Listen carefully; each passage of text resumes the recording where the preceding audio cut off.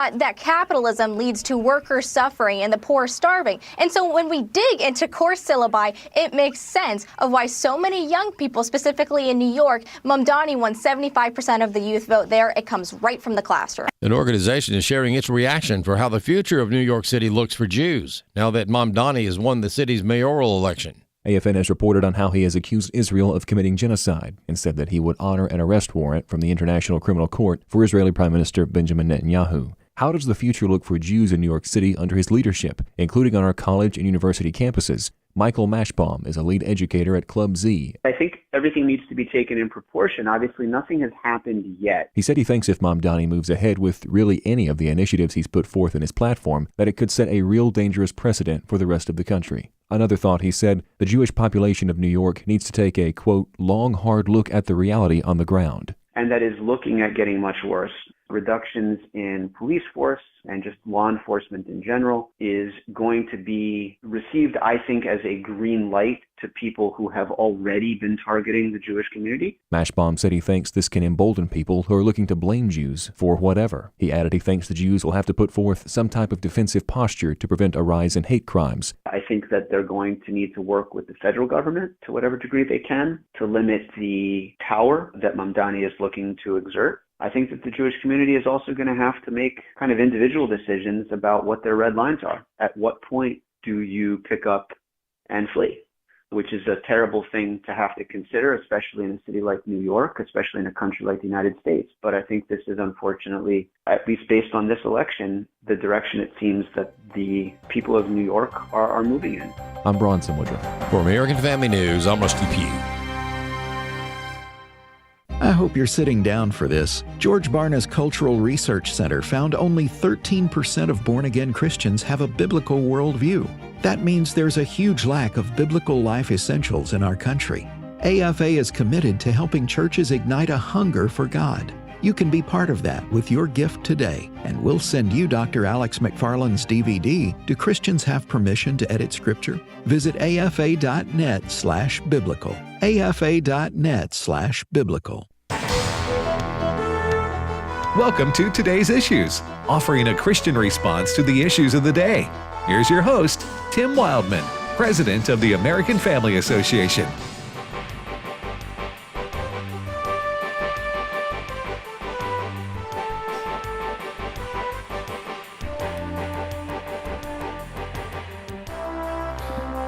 Hey, good morning, everybody, and welcome to Today's Issues on the American Family Radio Network. Thanks for listening to AFR on this Thursday, November the 6th, 2025. And joining me in studio is Ed Vitagliano. Good morning, Brother Ed. Good morning, Tim. And Brother Chris Woodward. Good over morning. Here. And Brother Ray Pritchard.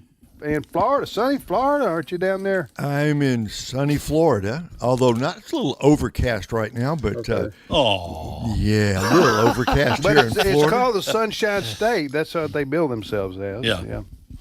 But anyway, so you told us a few months ago that you and Marlene, your lovely and talented wife there, were going to become snowbirds, right? And that's exactly right. We got here last night about 11 p.m. and unpacked our stuff. We're at I do a lot of speaking for Word of Life. And right. They've got a large conference center here in Florida, right? In Hudson, Florida, which is just north of Tampa. And we bought a park model, which is about 1,600 square feet. And we're cozy and snug as a bug in a rug here in Florida. Now, what is a park model? I'm not familiar with that. Well, it's considered to be a vehicle. There's actually a license plate in the window there, but there's nobody going to be driving this thing around. It's 1,600 square feet. Wow. I know. You know what? What I've noticed is that because I mocked snowbirds when I was growing up in New England. Everyone mocks snowbirds until you're old enough to become one, and then you go, you know what? Yeah. This is a good idea. Right. Go to warm weather for the winter and go back home in the summertime. I looked it up, and he's only 10.5 hours away from us. I could check out a van, and we could be there for a late supper tonight. You can be there. Come on. We got a great pizza place right down the road. Oh, man. And Ed, 8 years ago, if you'd said, will you and Marlene ever become snowbirds? I would have laughed at the idea, Yeah. but oh, how times change, Yes. right? Life Yeah. rolls on, and I'm just tired of the snow and the ice and the cold weather, and so at least starting today through the end of March, we're going to be here at Word of Life. They call it Word of Life Palm Grove, and there's about 200 other units around us. It's a Christian RV park, or Christian snowbird haven, if you want to call it that. And so we're really glad to be here. How close are you to Tampa, you said? About 25 minutes north of the Tampa airport. You know what? They have a good hockey team in Tampa. You and Marlene should become hockey fans. What's now, the name? What's the the name Tampa of the Bay hockey? Lightning. Okay. Yeah. And it'd be a good thing for snowbirds to become interested in. Become interested in the hockey, right? Right. Listen, fellas, I'm sorry, but I was stuck at 1,600 square foot car, and I never got off It's that. called the I've Beast. been waiting to ask Ray, what are you talking Beast. about? Are you talking about an RV? Is that what you're talking about? No, Sounds like a mobile home Oh, almost. okay. If you took it, A trailer? If you took a mobile home and shrunk it down a little bit, but still kept the wheels on it, right? Yeah. But made them stationary so that it can't really go anywhere. It's considered a vehicle, but it's nobody going to be moving this thing. And they built onto this. The people who owned it before us, they built onto this. So originally it probably had about 500-600 square feet, but now 1,600. So we're pretty happy here. Oh, will you send me a picture of that after the Yes, show? sir. Yes, sir. I will. I can't. I'm trying to envision this. Maybe I've seen one before, but I can't. Why would you have wheels on something that doesn't move? Well, that's probably because that's how they got it there. That's how they got it there. That's Yeah. right. That's right. Okay. It's not a. There are, in fact, just next to us is a true RV next to us, the kind that you hook up and drive around the country. Right. This is not like that, but it's considered by Florida to be a vehicle. Okay. And so there is a license plate in the in the window of the unit. Wow. Sounds like something NASA would be involved in, or something. if you're going to build a little Yeah. community on Mars. something that you Yeah. shoot out into outer space and float around the Earth. Like the International Space Station or something. A trailer. Well, you could for those who having a hard time finding a home. Yeah. Outer space may outer be the space. option. Yeah. Yeah. Lot of There'd room probably up be- there. All right. Let me just say, if you did that and started putting homes out in outer space, I guarantee within months you'd have a Dollar General out there. That's exactly right. We've got one just down the road. Yeah. There you go. It's going to happen. Don't make me laugh. There will be. I know you're struggling. I've got this little sniffle thing coming on, and you know how when you start laughing and you got the little sniffle thing Yeah. that makes you cough and sound Yeah. like you're taking your last gasp at life there. So that only makes me want to make you laugh even more. I know. Wow. All right, so Yes. Dr. Alex McFarland will be on with us at the bottom of the hour. We look forward to visiting with Alex. You may have heard about this controversy involving Tucker Carlson, the famed conservative commentator, many years on Fox News. I used to, really enjoy his shows. Yeah. And was a fan of his, but he's taken a turn here on Israel, and it's got a lot of people scratching their heads on what is he doing? Why is he saying these things? And it comes off as anti-Semitic. And some people think it may split the Republican Party or the conservative movement. Yeah. So So we're going to talk about that some with Alex. We asked him ahead, do you want to dive into this one? Because it's somewhat complex. yeah. So anyway, and it's hard to criticize people you admire and Right. have admired for a long time. And I've been an admirer of Tucker Carlson. But now So I'm that'll go- be bottom of the hour. Yeah, but now I'm going, what is this about? Yeah. And where is this going? You want to talk about it now? No, I was just going to say, I just wanted our listeners to know. Yeah. Make sure you stick around. It's It's bottom of clickbait. the hour. It's clickbait. Yes. I'll share a few links for the things that we'll talk about with him. Yeah. So if you want to hear what Alex has to say, you're doing this at the bottom of the hour. All right, so what's our first story, Well, Chris? you may not be the only American with the sniffles over the next few days, and I say that because a shocking blast of winter weather is headed. A shocking blast. A shocking blast of winter weather is headed for the East Coast. Ray, I got bad news for you. Did you say you're in Hudson, Florida? Yes. Even you're going to be impacted by this. The Really? high, yes. No. The high on Tuesday where Ray lives or is moving to, 58. Which is That's freezing here in unseasonably cold. Florida. In Cold Florida. weather's hunting Ray down. Yes, Oh, no. it followed you Oh, from no. KC. By the way, it's going to be a high of 58 today in Kansas City. But anyway, a shocking Arctic blast with temperatures more akin to mid-January than early November is poised to overspread the eastern half of the U.S., starting around November 8th, sending tens of millions into an early deep freeze. Oh, wow. Well, I tell you what, it's not going to last long. No, a couple days. 48 hours. But still, it's unwanted. Well, that's for sure. And I was looking at our temperature here in Tupelo, MS. Let's see what it's going to be on Monday. The low is 24. For November, that just ain't right. I'm going to call in cold. No, it's not, and it's substantially lower than the average for this time of year, and it's going to include. I think I've read 20 states. So, folks, if you're listening to us and you're in one of those states, man, put those covers on your faucets and bring the plants in. Yeah. And whatever else you do Your when pets. it turns cold, your pets. Don't leave your pets out in that weather. Yeah. So what is Ray? Look at your phone. What's your low on Monday night? Okay, right now, let's see. Monday night. Okay, it's going to be in the day 63, but then down to 39 on Monday night. That's probably going to be a record low. Probably. I'm guessing for November, the whatever it will be. Well, I know who your neighbors are going to blame.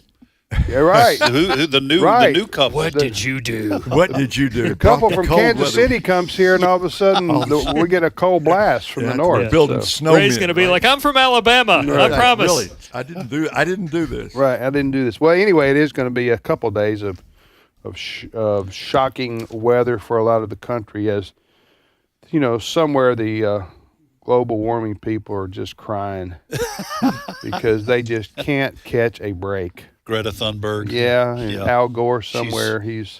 They're weeping tears of sorrow. Yeah, they just nothing's going good for them right now. Right. In all seriousness, there's a big climate conference that's about to get underway in Brazil. They had to go to an exotic No, unless you want to send me. Well, I mean, if you I'll learn Portuguese between now and the time I fly out if you want me to go. Right. So, how do you know this? You get their newsletters? Oh no! It's well documented. There's a climate conference kicking off. Oh, We're not going to be a part of it U.S. wise because the Trump In administration, Brazil. as we have reported on the show, calls climate change a quote con job. Hoax. So we're not going to go. All right, you're listening to Today's Issues on American Family Radio. Next story, Chris. Speaking of President Trump, he had a couple of things to say yesterday about New York City mayor-elect Zohran Mamdani. Now, Mamdani has been referred to by many of his critics as everything from a socialist to a communist. Bottom line, his policies are radical and not what not even what a far left Democrat has pushed. He's way to the left. Zohran Mamdani. He says he's an unapologetic Democratic socialist. Yes. So he's it's not just other people calling He's proud of Yes. that. Yeah. Now, President Trump has said for weeks that Mamdani is a communist. And yesterday in a speech, Trump said, we have a choice, communism or common sense. Clip 2. But the communists, Marxists, socialists, and globalists had their chance, and they delivered nothing but disaster. Decision facing all Americans could not be more clear. We have a choice between communism and common sense. Our opponents are offering an economic nightmare. We're delivering an economic miracle. The United States is not going communist in any way, shape, or form. We'll stop it. We're going to stop it. What exactly is he just reacting to the election? Yes. So basically, Mamdani? people are saying that Mamdani is going to have a national impact on politics going forward. There are going to be other socialists or communists running for office to try to replicate what's been done in New York wherever they live. If they do that, it'll be an utter failure, in my opinion. Statistics would back you up on that. Other yes. than the big cities. Yeah. Seattle. Chicago. Well, some of them are already there. Chicago, maybe. Yeah. Some of them are already there. Chicago, Boston. A lot of people don't know this is not the first socialist elected as a mayor. It's the first socialist elected as mayor for New York City. Mm-hmm. I was writing a column for our magazine, The Stand magazine. And folks, if you want to get that, you can go to afa.net, sign up for that. But I was doing a little background research following the election of Mamdani. We've had, according to a report from the University of Washington, over 1,000 socialists elected to serve as mayors of cities and towns since the 1900s. Yes. In Milwaukee, they had three socialists in the early 1900s. So this is not a brand new thing that has happened in our country, but it is a first for a city the size of New York and the importance of New York City. There's a part of me that's glad he got elected. Okay, let me tell you why. I think we need a test case here that all of America can look at and go, did this work or not? Because I'm going to tell you, it's going to be an abject failure. Yes. Because if he's even able to get his policies implemented, absolutely, because he has to deal some with the state legislature in Albany and the governor's office. Now, she supported him, but his basic philosophy doesn't work in an American system of capitalism. Unless you radically change everything and you become a communistic type, government. Yes. And so anyway, go ahead. I can give you an example here on the local level in Mississippi. This gentleman has since been replaced by somebody else in office, but our own Jackson, Mississippi, the state capital, had a Democratic Socialist mayor in the last couple of years. Chokwe Antar Lumumba, he served from 2017 to 2025. He was a member of the Democratic Party and described himself as a Democratic Socialist. The reason I bring him up is because Jackson had problems when he entered office. Jackson still has problems after he left office. It still has a lot of crime. People don't want to live there. The potholes are still there. So Democratic Socialist policies do not work. Well, because things he ran on are still problems. But he was twice elected. That's true. To your point, Tim, about the state government, they rely. Albany relies on tax revenues from New York City, in large part to fund the rest of the state. And if Mamdani's policies are, as we think they will, are going to drive businesses and corporations and the wealthy out of New York City, that's a big blow to the tax base, not only for New York City, but also for the state coffers. He may get some resistance on the state level. Yeah, but I'm going to tell you, promising free stuff to everybody is a winner. Especially when it's young people. With people who haven't had a dose of reality. Ray, go ahead. You sent around an article, Tim, that said the long-time residents, people have been in New York City more than 10 years, they voted overwhelmingly for Cuomo over Mamdani. But for people who've lived in New York City, say, 5 years or less, they voted something like 80 or 85% for Mamdani over Cuomo, suggesting to me that there is a huge generational break, that the newer people either agree with Mamdani or they don't care. And it's the folks who've been there a long time who know exactly what's about to happen to the city that they love and have called home for many, many years. And in a sense, Tim, I'm torn. You said, well, look, let's just make this a test case. And yet we both feel New York City is the greatest city in the world. And you hate to see a great city become a dumpster fire, much worse than before. Right, that's true. To Tim and everybody's point here, there's a guy named Andrew Stanton. He's a weekend staff writer at Newsweek, and I just shared this in addition to the Cuomo stuff. Zohran Mamdani's win could be great news for J.D. Vance. That's the headline on Newsweek. And the argument is, he's going to be terrible, and they're going to be able to say, look what happens when you vote in these All people. right, give me three of the, Ed, you've studied this some, but three of the things this guy promotes that are just About Mamdani? Yeah, and go ahead. Well, he wants to freeze rents. We talked about this yesterday. That's right. I'm going to play the part of the 28-year-old in New York City. Okay, Yeah, and I've lived there. I'm 28 years old. I've been there 3 years living in New York City. And you can't afford it And I'm trying anymore. to decide what I'm going to do here, and I'm listening to this guy run for mayor. Okay, so I'm reacting to what your campaign promises. Okay. So I'm going to play the part of Yeah, Mamdani. Mamdani. Okay, so we are going to freeze rents so they don't go up anymore. That's what I'm talking about. That's right. there. I'm for that. Okay. I'm voting for that, my friend. Do you know what? Because these landlords are sticking it to us. That's right. And I'm tired of it. Somebody needs to put them in their place. So I'm for that. And that's what I'm going to do. Good. I'm also going to create government-owned grocery stores so that we can bring food prices down to where everyone can afford it, because Kroger and Walmart and Target and whoever else is selling groceries, thank you, they are sticking it to the customers. Thank you. I'm tired of eating ramen noodles. Yes. And so I am voting for you, my friend. You're going to have government-run grocery stores, so it's fair. Yeah. So it's fair. That's right. And then the third thing I'm going to say is, if you want to ride the bus or the subway, you can do it for free. Okay. And so even if you can't find an apartment to rent, you can sleep on the subway. I'm with you. Yep. Subway and free buses. Yep. You know why? Because I see a lot of rich people out there. Oh, and exactly. they got big cars and limousines and everything nice like that. Homes. It's not fair that those of us who can't afford those cars have to pay for our buses and our subways. Yeah, these people are so rich they can take their family to Chili's. So I'm voting for you. What else you got? What you got on? May I add one? Yeah, go ahead. He wants a $30 minimum wage in the not too distant future in New York City. God, are you serious? I'm dead serious. Now I'm double high fiving. Dead serious. Are you serious? Yeah. That's what I'm for. We're raising the roof on that $30 one. minimum wage. You got my. No wonder you're getting.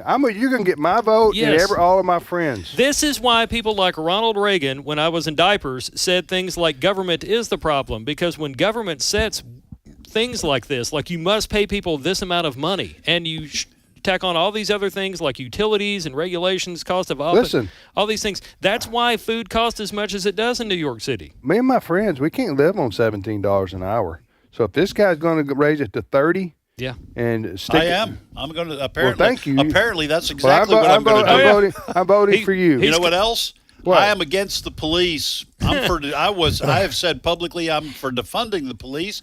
Maybe I won't go that far now, but I'm still against them. Good. And people who commit crimes, if they're minorities in this city, are only committing those crimes because they have been failed by the system.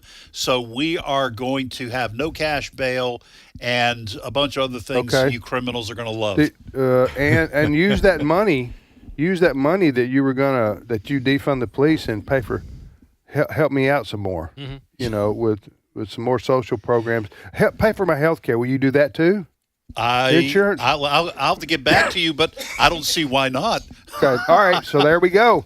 So you wonder why he gets all the votes from the younger crowd, and from people who aren't native just moved born. there. Just moved there. Yeah. There you go. So I'm with you, Tim. This is going to be kind of fun to watch, unless you live in New York City. But I'll tell you what's going to happen pretty quick if he starts giving free bus and free public transit. Yeah, subways and buses. You're going to find vagrants and homeless people, and mentally ill people and criminals all over. They're going to be sleeping on these places. And Mamdani's philosophy is don't kick them out because that's inhumane. Am I right? They have a right to be. They have a right to be there. To be on there. Yeah. So you watch how that works. Okay. Yeah. To your, do we have time for one more clip? It's not very long. Okay. To Tim's point on why young people fall for this stuff. A lot of points. Somebody which that was point on. Are you talking about? Why young people buy this kind of stuff. Emily Sturge with Campus Reform was on Fox and Friends this morning talking about why youngsters fall for this stuff. Clip 4. For over a decade, we've been sounding the alarm at the Leadership Institute's campus reform that the higher education system is indoctrinating young minds with this sugar-coated view of socialism while also demonizing capitalism. But you don't have to just take it from me. We can actually look at some college course examples. Harvard University taught a course that taught that consumerism and capitalism leads to climate change. Williams College in Massachusetts taught that capitalism leads to workers suffering and the poor starving. And so when we dig into course syllabi, it makes sense of why so many young people, specifically in New York, Mamdani won 75% of the youth vote there. It comes right from the classroom. I think the most interesting statistic here maybe is what Ray mentioned earlier, the article that I sent out, and that is that native New Yorkers voted for Cuomo, and the newcomers, the newbies, to New York City voted, and the younger crowd voted for the reasons we just role-played there, voted for Mamdani. So it's going to be interesting to see what happens now. When will he be sent into, I guess, January 1? Well, he is, this is from the New York Post, he is saying that he plans to take aggressive action on his socialist agenda, declaring it is a mandate, because he won by so high a percentage. Right. I think New Yorkers are going to find out very quickly what Zoran Mamdani intends for the Big Apple. Is now, according to a great headline from the New York Post, it's now the Red Apple. I see what they did there. Yep. All right, we'll be back with Dr. Alex McFarland coming up after this short timeout. Stay with us.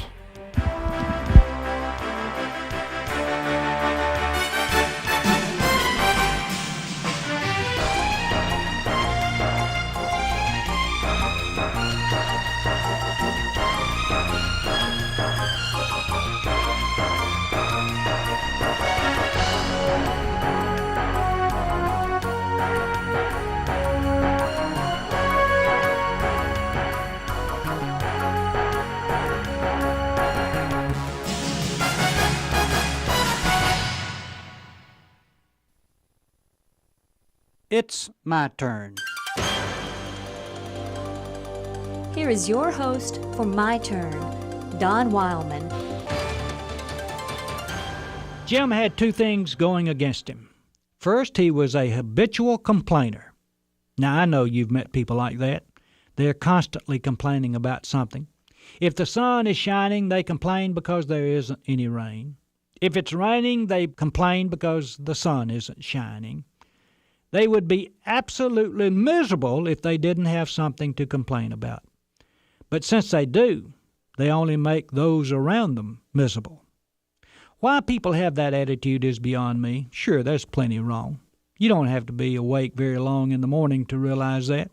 But there's also plenty right. And it's up to us to choose which we will concentrate on. That which is wrong or that which is right. Now, I said Jim had two things going against him. The other was that he was stingy. He wanted to keep every penny he ever had, and he was constantly complaining about having to spend any of his money. I bet you've met people like that. Stingy, I mean. Of course, now, I know none of us are stingy, but we know other people who are. You and I have a healthy attitude toward money. We spend it for the necessities and for recreation, and we even give 1/10 of our money to the church. Well, maybe not 1/10, but at least it's a lot more than other people give. But back to Jim. One day Jim was talking with his neighbor and a friend of the neighbor. The subject turned to money, and Jim grabbed the chance to start complaining about how much his son was costing him. That boy didn't have any business going to college in the first place. College costs too much money. It ain't worth it. I never went to college, and it never hurt me. Well, the neighbor asked Jim about the boy getting a scholarship or his working to help some with the expenses. Well, he has a scholarship which pays for most of his tuition, and he works about 20 hours a week, but it still costs me a lot of money, Jim said. Up to that point in the conversation, the friend of Jim's neighbor had not said hardly anything. But there was a slack in the conversation, and the friend spoke up. I know how you feel, Jim. I had a boy in college a few years back. Seemed like it took everything I could beg and borrow to keep him in school. Every time I turned around, it was $10 for this and $50 for something else. And I guess I did my share of complaining about how much it was costing me. There was a pause in his conversation, but then the friend continued. "But you know something, Jim?" the neighbor's friend asked. "What's that?" replied Jim. "My boy doesn't cost me a penny now," the friend said. "Well, I'll be glad when my boy doesn't cost me any more money," said Jim. The friend waited for a moment. Then he ended the conversation. "No, Jim, that boy of mine doesn't cost me a penny now. He'll never cost me another penny as long as I live. He was killed in an automobile accident 3 years ago." Think about it for a moment, my friend. This has been My Turn with Don Wildmon, a production of the American Family Association. For we know that if the earthly tent we live in is destroyed, we have a building from God, an eternal house in heaven not built by human hands. 2 Corinthians 5:1. American Family Radio. This is Today's Issues. Email your comments to comments@afr.net. Past broadcasts of Today's Issues are available for listening and viewing in the archive at afr.net. Now, back to more of Today's Issues.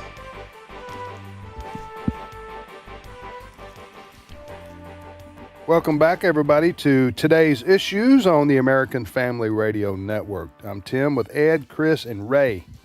We thank you for listening to AFR. And joining us now is our colleague and good friend, Dr. Alex McFarland, co-host of Exploring the Word each weekday afternoon right here on AFR. Alex and Bert do a live Bible study every weekday from 3 to 4 o'clock Central Time. So you want to check that out if you haven't already been listening to Exploring the Word. Alex, you there? I am here. Good morning. Are you in North Carolina today or traveling around? Yes, sir. I'm in North Carolina, coming back from 2 days of preaching in Georgia. Oh, what were you there for? Well, I had the great privilege. I was in a wonderful couple of churches yesterday, but okay. I was also in a public high school and middle school to speak to the kids, and it was really a great opportunity. Oh, awesome. Okay, so let's talk about Tucker Carlson. What were you pointing at, Chris? Oh no, I'm gonna queue up this link and share for you. Okay, I'm sorry. So for those who don't know, most people are familiar with this controversy now. It's been out there in conservative media and in Christian media, but Tucker Carlson has. Well, Ed, why don't you describe what it is he's gotten into here, if you would? Well, there is a controversy within the conservative movement in this country now over Israel and U.S. support for Israel, the war in Gaza, which is, has ended at least temporarily with the ceasefire and the 20-point plan that the president has tried to put into practice. So the controversy is that Tucker Carlson and some other fairly high-profile conservatives, including Candace Owens, appear to be drifting into an anti-Semitic point of view, with Tucker Carlson even denying, I think he called it a Christian heresy to believe that the Jews are still God's chosen people, and that it's a heresy to believe that Christians should be supporting Israel in the Middle East. And recently, Tucker Carlson kind of increased that, kind of fired up the controversy even more by hosting on his podcast, I think it was his podcast, Nick Fuentes, who is a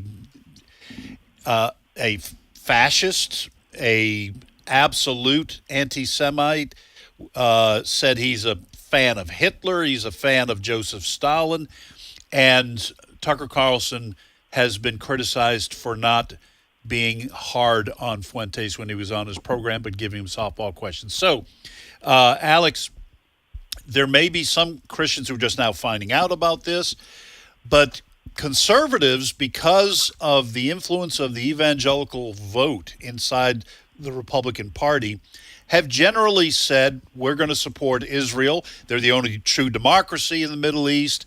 And there is a strong link between the Christian community and the Jewish people and the nation of Israel. But now that appears to be at least up for debate, something I wasn't sure I would ever see in my lifetime. What's your take on this? Yeah. Well, I've been very, very disappointed with Tucker Carlson. And my goodness, after interviewing Ted Cruz, he said that support for Israel was, quote, a brain virus. I mean, that's just, besides being unbiblical, contributing to anti-Semitism, that's just not even good journalism.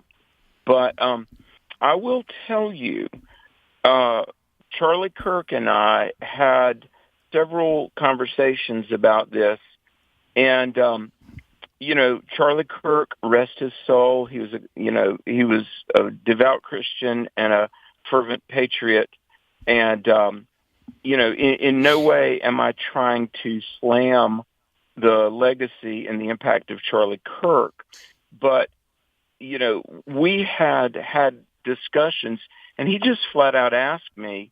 Charlie Kirk said, "Alex, why are you so pro-Israel?" And I said, well, for a lot of reasons, pull up a chair. But 5 days before Charlie Kirk died, he texted me, and we had several very productive conversations because he, I know this is going to sound like some, old guy, but Tim and Ed, a lot of younger evangelicals, they love the Lord, they're Christian, but they've just been taught wrong about Israel, and that somehow the Abrahamic covenant had been broken 2,000 years ago. And, it goes by a number of names like replacement theology, supersessionism, fulfillment theology, but that the church is now Israel. And, we love Charlie. We love TPUSA. I'm speaking for 2 TPUSA events next week, even in Tennessee. But let me just say this. Charlie, at least several months ago, was flirting with what I would call replacement theology. He was not, and I want to repeat, not anti-Semitic. But I said, Charlie, you must support Israel. And I said, the church is not Israel. Israel is Israel. Now, there's a lot about the fulfillment of God's promises in the Abrahamic covenant. To his credit, Tim, Charlie texted me 5 days before he died, and he said, keep the talking points about Israel coming. He said, I am teachable. That's what he said to me. Now, here's a verse, and by the way, but Candace Owen and Tucker Carlson, at least part of their statements that are, I believe, anti-Semitic and just bad history and bad hermeneutics. And then part of Charlie Kirk, part of Tucker platforming Nick Fuentes, which was a disastrous move. That guy nobody should listen to Nick Fuentes. But, I reminded Charlie and a lot of the younger evangelicals, pastors and leaders that I mentor, like Romans 11:18, speaking of we Gentiles, lest there's a superiority complex among Gentile believers. Romans 11:18 says, do not boast above the branches. You are just a branch. The root supports you. In other words, we Gentile believers are the ones that are late to the party. Now, praise God, if you're a believer in Jesus Messiah, you're grafted in. But the Abrahamic covenant is an everlasting covenant, and God is not done with the nation of Israel. Ray? Alex, I've got a question here that I think Tucker used an interesting phrase at one point. He talked about Christian Zionism. That's not a phrase a lot of people would be familiar with. So, from two questions for you, Alex. Number one, what exactly is Christian Zionism? And number two, do you consider yourself a Christian Zionist? That's a great question. It's not really a term that I've ever heard any dispensational pro-Israel Christians really use about themselves. Right. The term Zionism, came about really in the 19th century as there was, Jewish leaders around the world were prayerfully thinking about how to restart the nation of Israel. And it really came about after World War I. Balfour, Churchill, Harry Truman, and some people like David Ben-Gurion and Chaim Weizmann, who was from England. But Zionism was the move to reestablish the nation of Israel, which, guys, Bert and I write about this in our brand new book. And Bert Harper and I say that the reestablishment of the nation of Israel is, quote, a super sign of the fulfillment of Bible prophecy, not just a sign, but a super sign. Now, to your question, Ray, would I consider myself a Christian Zionist?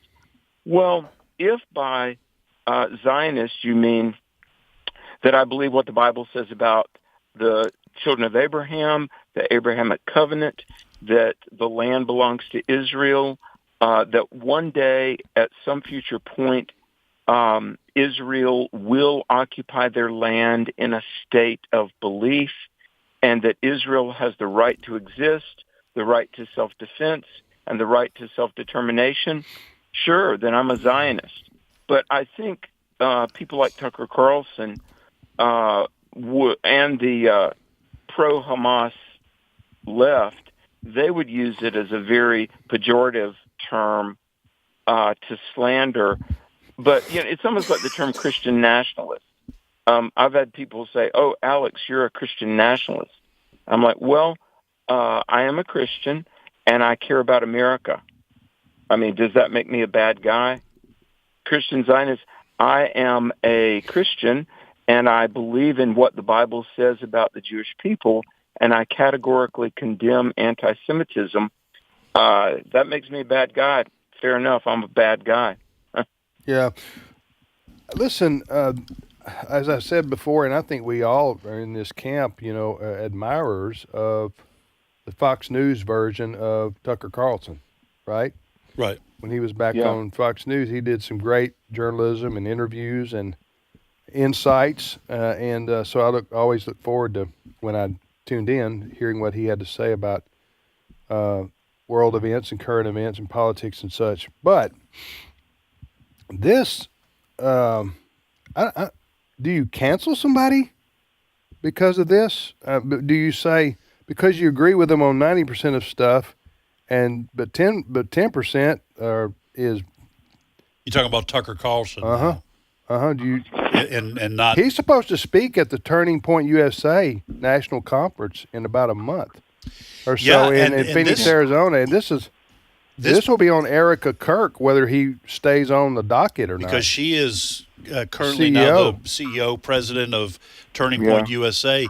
Yeah, that's a great question, Alex. I had it. And it was Tim's question. Yeah, I had it. I'm not bragging. I'm just saying. So I had it. What do you do with now? I am in absolute agreement with you on Nick Fuentes. You don't have him. You don't platform him on your show. We're not going to have him on TI to question his beliefs. His beliefs are so out there. We just assume people understand. We reject. He says things like, not only is a big fan of Hitler and Stalin, he thinks only white men should be making, not even women. Only white men should be making political decisions in America. I mean, this guy is a racist. You throw all the labels into a basket, and that applies to Nick Fuentes. But Tucker Carlson, like Tim said, I would say 95% of what he says, I go, wow, that's a good way of putting it. What do you think Turning Point USA is going to do? You think they're going to allow him to speak? I don't know. This is a real test of leadership and conviction. And while I have spoken for TPUSA events, and I mean, like, you know, I deeply cared about, I do care about TPUSA and cared about Charlie, and certainly, you know, like the whole wide world, you know, my heart was just broken when that happened to Charlie. In fact, Frank Turek and I had a long phone conversation. Frank is a friend of 30 years, and just the trauma of that, you know, is still being processed. But at the same time, this illustrates the importance of sound teaching. And there are a lot of younger evangelical leaders, Charlie Kirk was one of them, that had some gaps in their knowledge about the understanding of Israel. And I was trying to help him with that, and he was very responsive. And I just want to be very clear, the love, the respect, the camaraderie that I had with Charlie, but at the same time, I told him, I said, brother, I love you in the Lord, but you're wrong about Israel, and I want to help you. Hey, and he said, I'm teachable, you know. Hey, it's just so our listeners understand, and maybe you can clarify this since you did know Charlie Kirk. He didn't, I don't know how he grew up, but he was in the process of learning about Christianity as he had made a commitment to Christian. So he was in a lot of ways like a young Christian with regards to theology, wasn't he? He was very much a work in process. We all are. Guys, I want to be clear. I'm learning, and, you know, I've been saved 39 years, and I'm learning. But there were some things, and I told him, I said, as your older brother, let me help you because, and I'm not going to repeat it, but he had some teachings that were very much reflective of what I would call replacement theology. And I said, look, there's one verse, Galatians 6:16, that says, "Blessed be the Israel of God." But here's the thing, guys. If the Protestant Reformation had happened May 15, 1948, I guarantee replacement theology would have never come about. It really, in the aftermath of the Protestant Reformation, and it's, you know, fortuitous that we're talking about this near October 31, but, you know, as the gospel spread throughout Europe, then people begin to think, okay, well, what do we do with the book of Revelation? Because it talks all about Israel, and there really is no nation of Israel. And, you know, John Calvin, and very much replacement theology is associated with Reformed and Calvinistic theology. Calvin didn't even become a Christian until almost 10 years after Luther and the Wittenberg Door, October 31, 1517. I am convinced, Tim and Ed, if the reformers had known about the rebirth of Israel in 1948, replacement theology would never have really emerged. Do you see what I'm saying? Mm-hmm. Yeah. We're talking to Dr. Alex McFarland. You're listening to the radio program, Today's Issues on the American Family Radio Network. Ray, I'm going to pitch you a question. You've been a pastor for a long time. Sure. How you like that set up? And here we go. Anything could happen. And you like Alex, have spent much of your life studying and teaching the Bible to others. And I know you share the theology that Alex has expressed here. So y'all are on the same page as we are here. 100%. 100%. But I have to ask you to answer the question.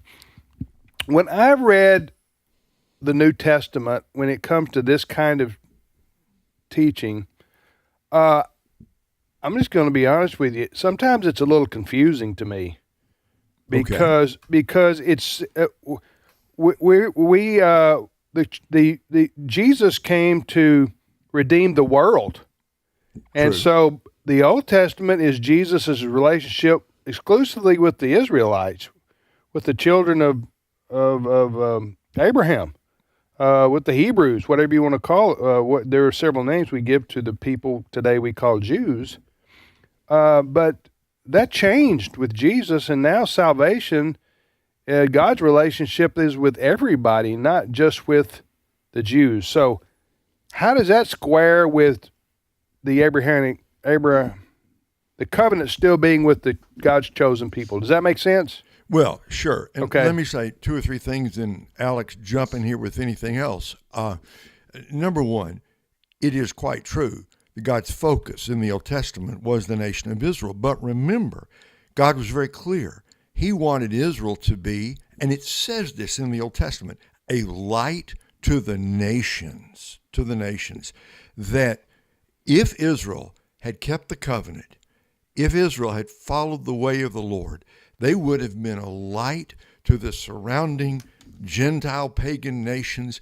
They were to be the light showing the way to the one true God. So we don't want to say that God was only exclusively concerned about Israel, because God always had a heart for all the nations. In fact, you mentioned the Abrahamic covenant, goes back to Genesis chapter 12, verse 3, in you shall, and that is Abraham and his descendants finally coming down to Jesus, in you, through Jesus, ultimately shall all the nations be blessed. We know that God always intended to bless the nations through the seed of Abraham, because that's what the Apostle Paul quotes in Galatians chapter 3. So God always had a heart for the nations.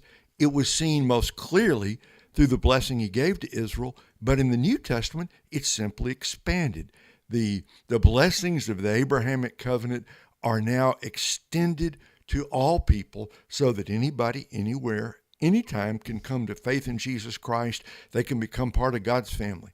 The last thing I want to say, Tim, is that the fact that God now wishes to bless all the nations through the gospel of Christ does not, and in fact cannot, cancel the specific promises he made to his people, the nation of Israel, in the Old Testament. Those promises are still for ethnic Israel in the future. God has not forgotten his ancient people. He will ultimately fulfill all the promises, because Romans 11 says that when Christ returns, all Israel will be saved.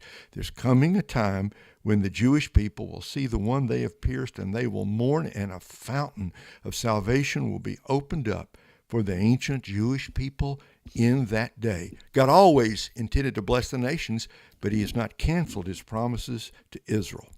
Amen. You're listening to Today's Issues. Alex McFarland with us. That was comments of Ray Pritchard there, Ed Vitagliano, and Chris Woodward.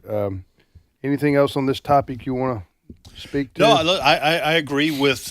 Listen, I agree. This is not always easy to kind of sift through. There is a verse in the Gospels where Jesus, in talking to the religious leaders of Israel, he says that the kingdom will be taken away from you and given to a people who will be the recipients of it. Some people, if you just sit on that verse, it looks as if Jesus has cut off the nation of Israel. But other places in the gospel, Jesus tells the Jews, your house will be left to you desolate until you can say, blessed is he who comes in the name of the Lord, which even in the Gospels opens up the hope for the restoration of Israel to God through the Messiah. And then when Messiah being Jesus Christ. Jesus Christ. And then when you read Romans 11, as both Alex and Ray have pointed out, Paul makes this explicit. He makes it explicit that unbelieving Jews have been cut off as unbelieving branches.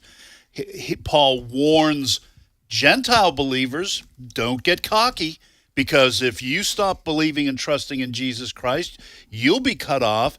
And then he says and talks about the blessing that'll come to the world when Israel comes back to him whom they have pierced. And as Ray and Alex have said, all Israel eventually will be saved. Paul makes explicit in Ephesians 2, we cannot and Gentiles will not enter the kingdom without the Jews. This is part of what Paul says God has done. He has knocked down the dividing line between Jew and Gentile. And so it seems clear that God has a plan for natural Jews, according to his Old Testament promise, that there will come a time when en masse the people that we now call Jews, according to the flesh, will come to Christ. And Gentiles and Jews will celebrate together in the kingdom. So it can get a little hairy, but part of what Alex is saying is there's been a serious lack of teaching about this, and a lot of younger evangelicals haven't heard any of the things we've been talking about on this program, and they are falling prey to a view that says Israel is cast off into the outer darkness, and they're no different than anybody else. And while it's true that they have to be saved through Christ, they're not just like anybody else because of the promise God made to their forefathers. And this doesn't mean what all you guys have described here in terms of what is the biblical attitude Christians today should have towards Israel and the Jews does not mean that everything the Israeli government does or doesn't do is ordained by God, or should be Israel right or wrong. Yes, exactly. You don't have to have that approach in order to support the nation of Israel and the Jewish people. And it doesn't mean that I don't support Israel just because I don't want U.S. boots on the ground in the Middle East. Right. So very well said. Thank you so much, Alex, for being on with us, and great words of wisdom there, my friend. Godspeed. Thank you. Okay, thank you. Alex and Ray, you had some great words of wisdom, too. You sure did, Ray. Thank you. Right. No, you're welcome, and I had some great questions. All of us were great. We were great. It was a great segment, folks. Hey, no, listen, it was. Yeah. That was. I think that'll be helpful for a lot of our listeners. We'll be back. Thank you, Chris, for your great presence. Thanks. Yes, we'll be back momentarily with more of today's issues.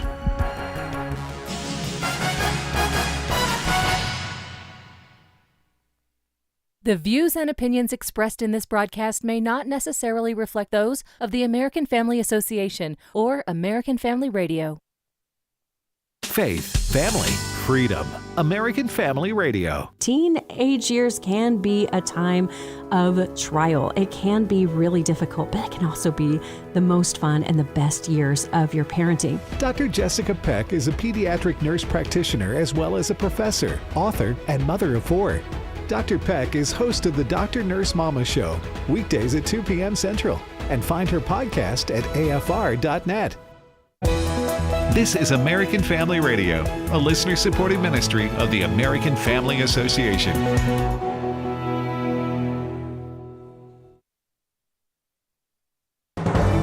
American Family News, I'm Rusty Pugh. Officials giving an update this morning on the crash of a UPS plane in Louisville, Kentucky that killed at least 12 people and left 9 missing. Mayor Craig Greenberg says they hope they have found everyone. But again, we do not know. The search will continue. The teams will be out there searching through the debris now in what's called a delayering search in coordination with the NTSB and their investigation about the crash. There's so much debris there. There is so much charred, mangled metal that not all of the bodies may have been located until you look underneath certain things. Senate Majority Leader John Thune spoke this morning about the government shutdown, now in day 37. Republicans are 100% willing to sit down and talk about the mess that Democrats have created. We're just not going to have that conversation while Democrats are holding the federal government hostage. That was our position in September. That was our position in October. And yes, it's still our position in November. We're just waiting for Democrats to take yes for an answer. Some bad news for travelers. If you're planning on taking a flight this weekend, there is a good chance it will be delayed or even canceled. Transportation Secretary Sean Duffy announcing new airspace restrictions as the government shutdown rages on. One of them, though, is going to be that there is going to be a 10% reduction in capacity at 40 of our locations. The administrator is going to tell you that this is data-based. This is not based on what airline travels, has more flights out of what location.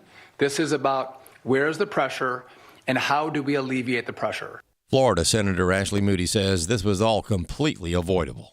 The American people, American families, American workers have paid the price for Democrats to put on a show, whether that's protests, poetry readings in the middle of the night.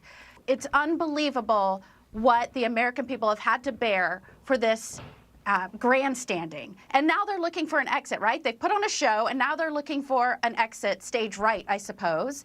And it's about darn time, because you have people here who have put sabotaging the operation of the government over its people. And anytime that happens, we as senators have to do everything possible to make sure this country continues to operate on behalf of the American people. A pro-Israel activist says do not underestimate the appeal of the message of Zoran Mamdani. Chad Groening has more. With the election of Zoran Mamdani as mayor of New York, conservatives and pro-Israel advocates are hoping that his expected far-left and anti-Semitic agenda will be his undoing and help Republicans in next year's midterms. Gary Bowers, chairman of the Campaign for Working Families, who has served on the board of Christians United for Israel, he thinks we need to take this guy seriously. I'm in a minority on this. I've already today talked to a number of people that say, well, I don't like it, Gary, but man, we're going to hang this guy around the Democrats' neck, and we'll bring Democrats down next year in other states. Do not underestimate the appeal of the message of Mamdani. And Bauer says the appeal is class warfare. He's a very effective deliverer of that message, and he and AOC will train other candidates around the country, and this message can sell in places that will shock a lot of conservatives. And so there is a reality moving forward. We are going to elect conservative populists, or we are going to elect Marxist populists. And we've just seen what happens when Marxist populists are elected. That speech Mamdani gave last night, that was chilling. The whole speech. I'm Chad Groening. Stocks have been slipping this morning on Wall Street. The S&P 500 down 0.4%. The Dow fell 185 points. And the NASDAQ Composite fell 0.7%. More news online at afn.net and on the AFN mobile app. I'm Rusty Pugh. If we lose this cultural war, we're going to have a hedonistic, humanistic society. Discover the story of the culture warrior Don Wildmon and how he went head-to-head with Hollywood, Playboy, the homosexual agenda, and the Disney empire. The movement Don started paved the way for Christians to boldly stand for truth and righteousness in a hostile culture. Watch Culture Warrior today for free. Visit culturewarrior.movie. Today's Issues continues on AFR with your host, Tim Wildmon, president of the American Family Association.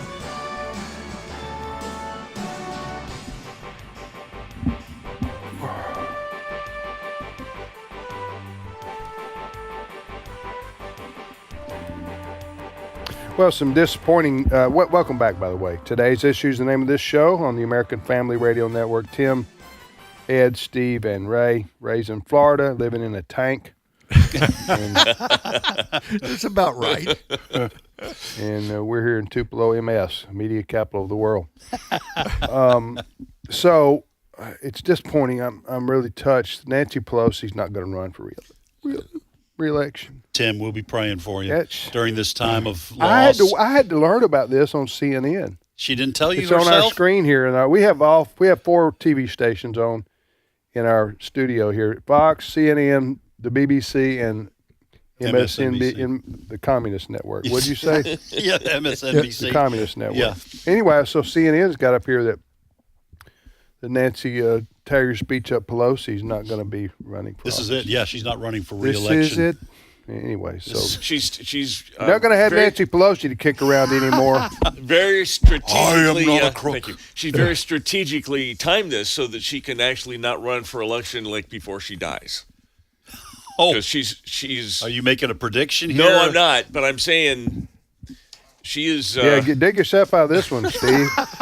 She's been around a while. We're not helping you. She was born in 1940, so she's 85 years old. She's as old as my mom. You saying? What are you saying? Your mom is very healthy because your mom hasn't taken all kinds of weird positions. I would just drop right back there. 15 yards and punt. Yeah, punt. You know the old story about if you want to get out of the hole, first thing you do is quit digging. Stop digging. All right, what's your first story? All right, Steve? I just wanted to play an example. The young voters that voted for Mamdani in New York City, they really haven't thought through what they're voting for. And just really quick before we get on to some more important news, I wanted to play you one man-on-the-street interview of one of the Mamdani voters. Actually, he says he started off, this was before the election, he was favoring Cuomo, but Mamdani was climbing on his favorite list, cut 16. Who are you voting for mayor? I like Cuomo, but I think Mamdani might be pulling the lead a little bit with me. Yeah. What's your favorite example of socialism that's worked? I don't have a big example of socialism. Like between Venezuela, Cuba, Soviet Union, what's your favorite one? Man, you put me on the spot. I'm gonna have to go Cuba. Cuba. I'm gonna have to go Cuba. Yeah. Let's go. Better rethink that choice. This is not like picking out a favorite ice cream. That kid right there, or is it young? Is it man, a boy? I don't know how old he was, but yeah, he didn't know he's rear He's a classic Mamdani supporter. Right low there. information. That's the definition. Well, I do think they know what they voted for. I don't think they know the consequences of what they voted for. That's what I think. Yeah, it's very likely. Well, right. That was ridiculous. But he's not alone. You could get Cuba. You could get an interview like that on a college campus, almost anywhere in the country. So that's why they get on boats in Cuba and risk it all to go 90 miles to Miami. Yeah, because it's a great place to live. Because they want to live in the second best place on earth. Well, listen, the thing is, our founding fathers, and you go back to Thomas Jefferson, they said, I'm completely paraphrasing here, but one of the critical things that has to happen for the republic to survive is you have to have an informed electorate. Okay? People have to understand the issues. They have to understand how the government works. They have to understand how economics works, all that, so that they vote based on that knowledge. And that clip shows that there are people who have just as much of a right to vote as people who know what they're talking about. Right. They get to go into a polling station and get behind a curtain and close it and cast a vote. And that young man, I'm sorry to say, like you said, Tim, he doesn't know a hamburger from a foot long. All right, and yet he's able to vote. That was a nicer way of putting it than what I did. He doesn't know what he voted for. He doesn't know the consequences of it. And when things go south, he'll blame Republicans. When things go south, which I kind of take offense to, by the way. When things go north. I don't know why the South is always the pejorative. Right. When things go, nobody ever said, why don't anybody say when things go west? You know, when things go west, then we're going to have real problems. Doesn't have the same ring to it, does it? You know, when things although go it's just south, as true if you think of the American geography. What's that? If things go west. The West is not a good example of things. Go west, young man. Yeah. Well, there you go. Okay, so anyway, we'll see. There is a. Okay, I'm going to get into trouble here if I misunderstood. And I do, by the way, I just looked up. I have an answer for the go south. Things go south. Go ahead and tell us that while I think about how I say what I'm going to say. I just looked it up because you have said this before. When I have said things go south, you say, why you're always knocking the South. The origin of it comes from the stock market when it goes down. Right. And they said it's related to the standard Western set of cardinal directions. When you see north, south, east, and west, that down is south. And so they use that to describe down the south stock market going down. I think you just found yourself a Trivia Friday question. I think That's they too should complicated. I just think they should just stick with the stock market went down. Okay. If you want to say that, don't say the stock market went south. Went south. Okay. We have feelings. I know, don't I know. don't want to be a butt joke of every. Everyone's everyone important in my America. life is from the South. Okay. I married a Southern woman. My kids. Right. Son was born just down the road. Right. Okay. So Yeah. you I'm trying to make it up to you, All right. Tim. I know you said so what was I going to say? I don't know. You said you were going to think of something. Oh, and here's then you what, decided here's to what I argue was with me going to. again. Okay, here's what I was going to say. In terms of voting, I'm not. I think everybody has a right to vote, and I believe in that. But because I don't know how you get away. I wouldn't know how you get around that constitutional question You can't. anyway. So I'll just say that I believe that. However, for someone to have the best interest of a entity that they are voting to decide which way to go, there's a reason why you can't vote on the leadership of a church if you're not a member of the church. There's a reason you can't vote for who's going to be the president of the Rotary Club if you're not a member of the Rotary Club.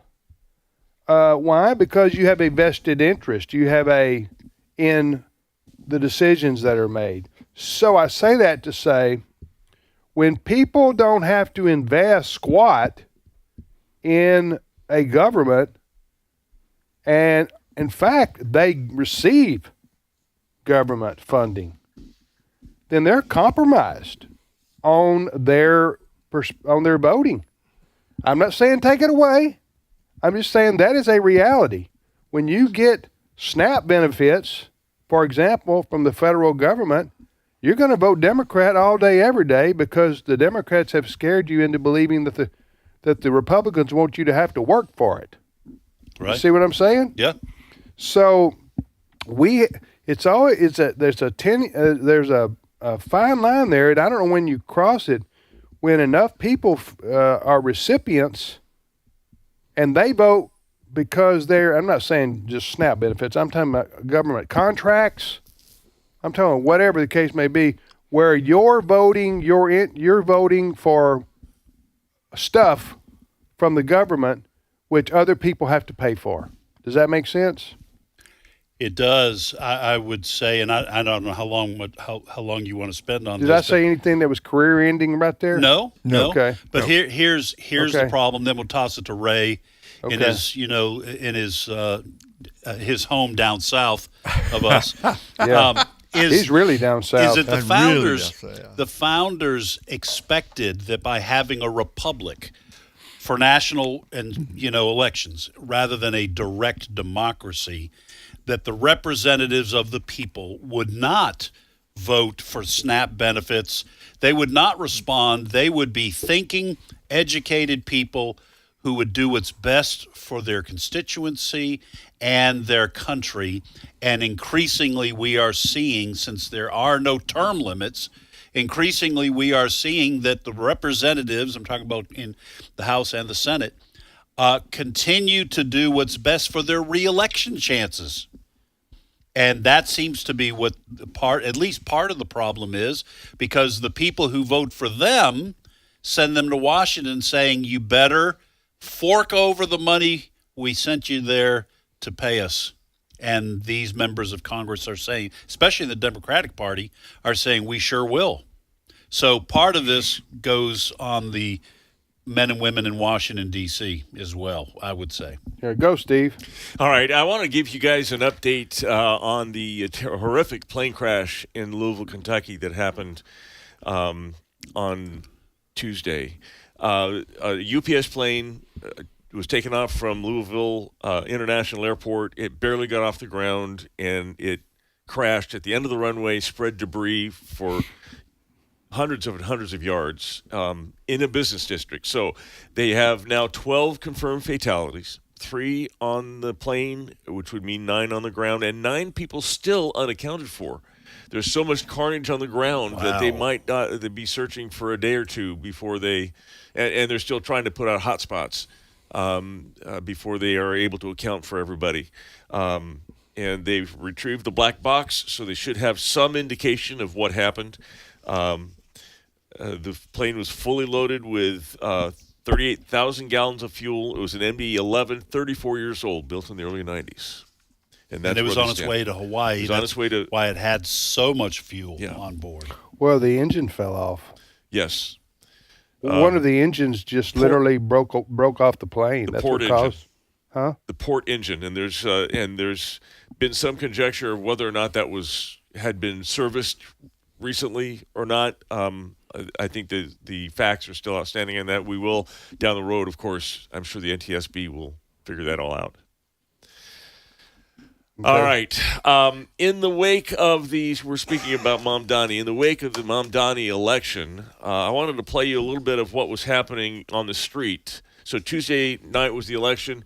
Mamdani, they knew he won fairly quickly, and you started hearing things like this. Cut 12. We're done hiding. We're done. We're done being tortured and hurt and judged. This is the correct religion. This is the religion that all of humanity needs to be upon, of Islam. And we will not stop until it enters every home. So I want you to repeat after me. I want to hear it in every single district. It should tremble. Brooklyn should hear it. The Bronx should hear it. Queens should hear it. Say it as if the Ummah depends on this, my brothers and sisters. La ilaha illallah. What does that mean? Saying something in Arabic? Yeah, that's in Arabic. That's a Muslim saying. What is he saying? There's only one God, Allah, and Muhammad is his prophet. It's the declaration. Yeah. What's the difference between that and Christian evangelism? What's the difference between that and one comes with the sword, one comes what if you take away, if you don't? He didn't say anything about the sword. No. I think the reason why we're playing it is so that people understand that there are a lot of Muslims in this country. This was said in or about New York City after the election of Mamdani. They want to turn America into a Muslim country. Now, if you're asking if that's a bad thing, then we're going to have to bring Alex back on and talk about it. But I understand the point you're saying. This individual is right. This was not Mamdani, by the way. No. This is an imam, okay? This is a Muslim preacher. Muslim leader, yeah. He does have the right to do that in this country. That's what you're saying, right? Well, I'm saying that every religion proselytizes. Right. And every religion thinks they're right. Yes, but we want Americans to be aware that this is the intent of Muslims. We allow people to make decisions for Christ.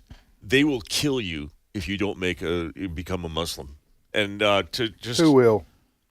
Muslims, the radicalized Muslims. This is Dr. Robert Jeffress. I talked to him yesterday about this story, just to get his perspective on what he's saying about this Cut 13. Well, we're seeing in Europe, we're seeing it in Africa, we're seeing the slaughter of innocent Christians in Nigeria by Islamic terrorists. Let's just say of 1.5 billion Muslims, 5% have been radicalized. That's 75 million radical Islamics running around the world right now, and we see what their end game is. When Christians do terrible things in the name of Christianity, they are acting in opposition to their faith. But when Muslim terrorists attack and slaughter people, they are doing what their faith calls them to do. Muhammad said in the Quran, slay the infidel. Jesus said, love your enemies.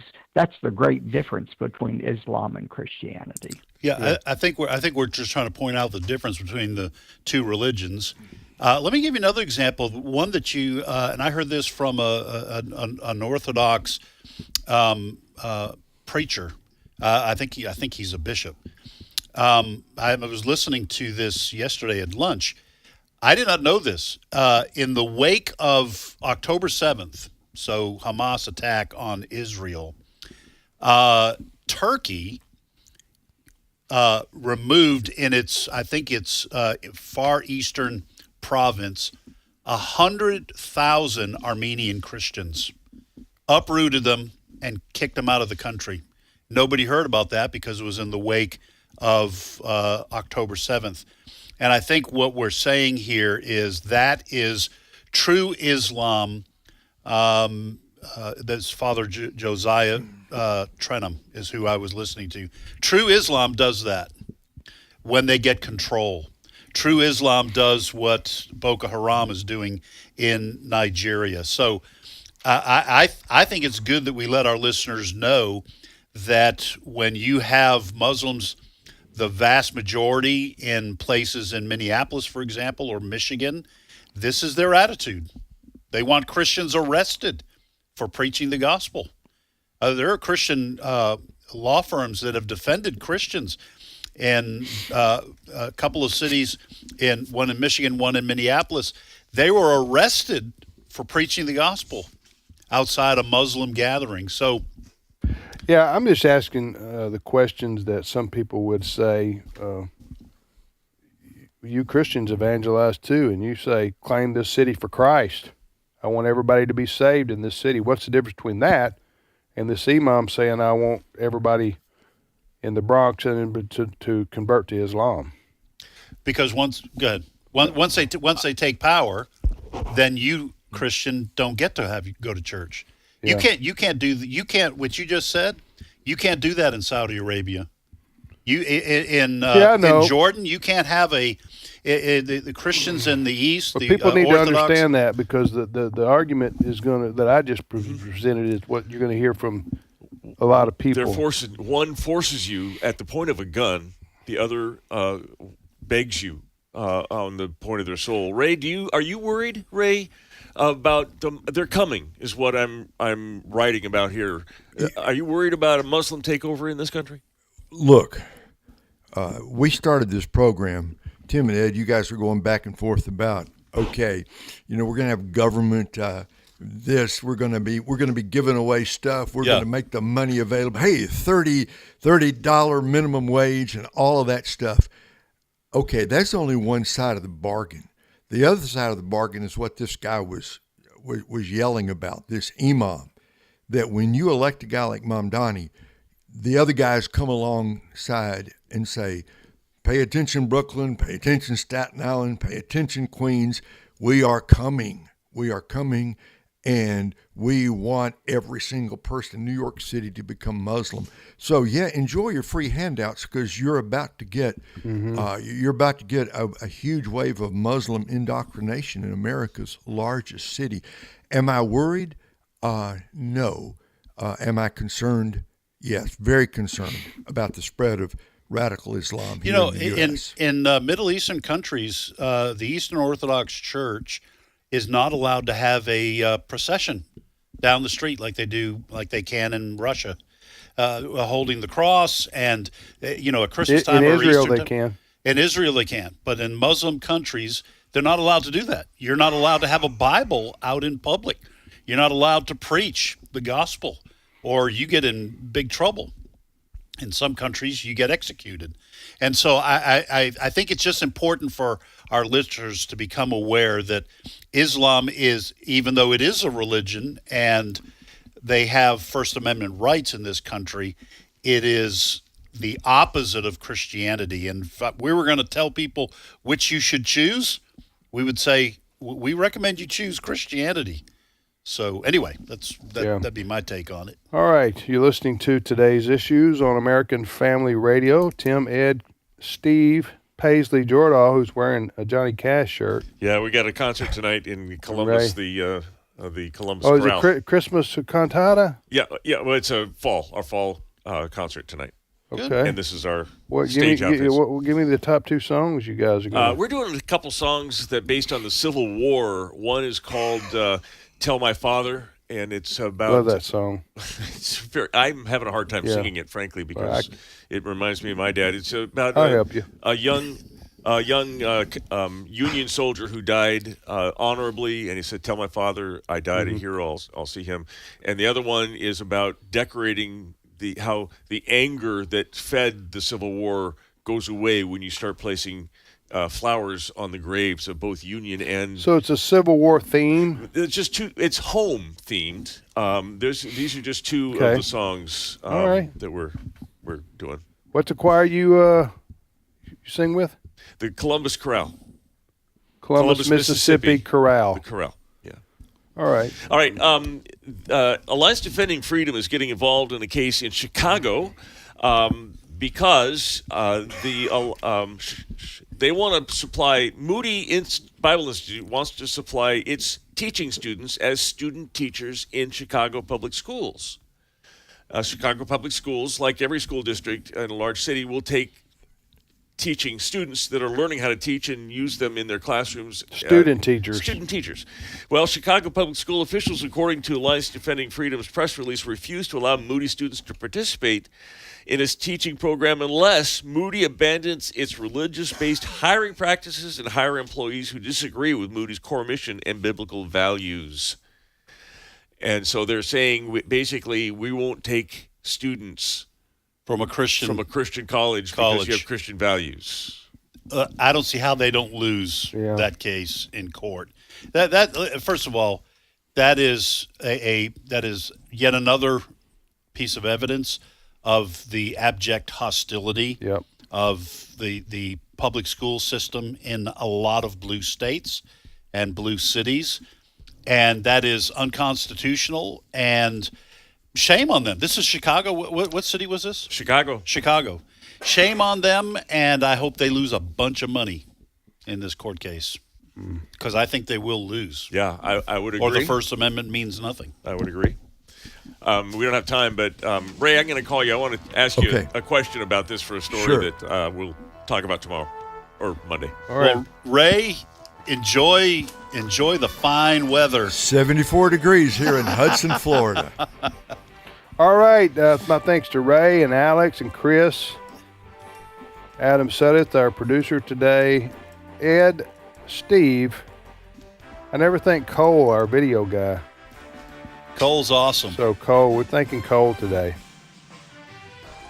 Don't take your video guys for granted. No, absolutely. That's a lesson right there.